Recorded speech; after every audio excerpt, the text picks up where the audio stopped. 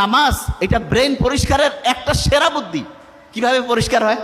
ওই যে বিজ্ঞানীরা দেখছে, নোবেল বিজ্ঞানীরা কিছুদিন আগে কয়েকজন হচ্ছে নোবেল বিজয়ী একসাথে হয়েছে, একটা মিটিং করতেছে।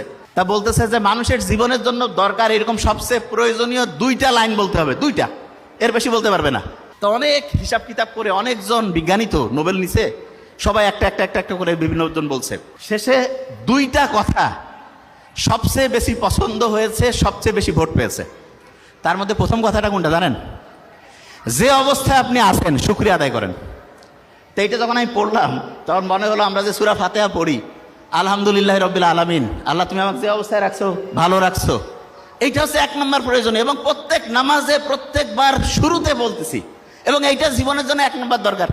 তার মানে নামাজ হচ্ছে আল্লাহর সাথে কানেকশন করার চাইতে আমার নিজের ভালোর জন্য দরকার বেশি। নিজে ভালো থাকবো কখন? যখন আমি চিন্তা করি যে আল্লাহ আমাকে তুমি যে অবস্থায় রাখছো ভালো রাখছো। আর দ্বিতীয় কথাটা কি দরকার? সেটা হচ্ছে মানুষ দীর্ঘদিন ভালো থাকতে পারবে, মানুষের ব্রেন সুস্থ থাকবে, মানুষ হচ্ছে উন্নতির দিকে যাবে কখন?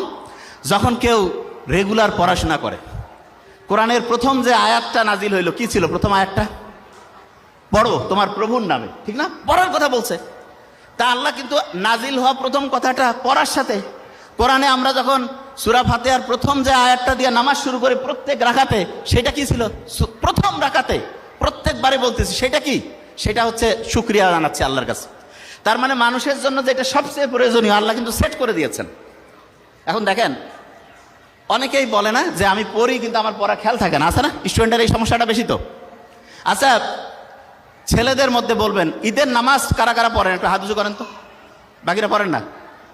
ঈদের নামাজ প্রত্যেকেই পড়ি। আচ্ছা, তাহলে ঈদের নামাজ যে পড়ি, ঈদের নামাজে রিয়েলি আপনাকে এবার হাত উঠাতে বলবো না, অনেকে ভুল করেন না? এদিক ওদিক তাকাচ্ছেন যে কি মানে যাবো নাকি হাত বাঁধবো, হয় না? 100% হয়। কিন্তু যখন আমি এই যে 5 ওয়াক্ত নামাজ পড়ি, এটা থেকেই হয়, প্রশ্নই আসে না। কারণটা কি?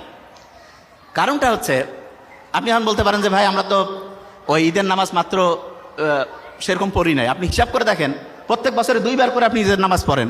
আপনি যদি 20 বছর ধরে নামাজ পড়তেছেন, 40 বার পড়ছেন, কিন্তু তারপর আপনার খেয়াল থাকে না। কারণটা কি?